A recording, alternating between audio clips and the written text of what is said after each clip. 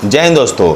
अगले 2 मिनट में आपको एक ऐसा चीज समझाना चाहता हूं जिससे आप अपना वन सेवा रक्षा का परीक्षा पास कर जाएंगे, है ना। जो सीजीपीएससी में एसीएफ रेंजर का जो पोस्ट निकला हुआ है उसको आप पास कर जाएंगे।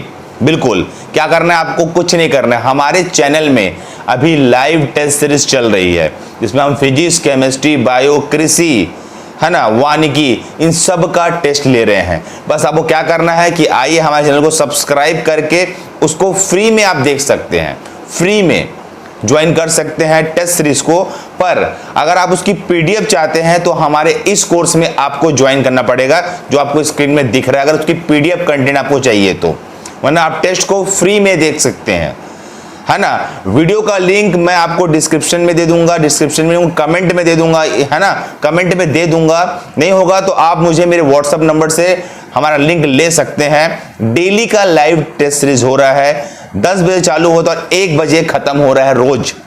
तो अगर आपको अपना एचसीएफ रेंजर का पोस्ट को क्लियर करना है तो आइए और हमारे चैनल में जुड़ जाइए और टेस्ट सीरीज दीजिए रेगुलर, ताकि आपकी से जो नेगेटिव मार्किंग है वो बिल्कुल ना हो। ओके, धन्यवाद, थैंक यू।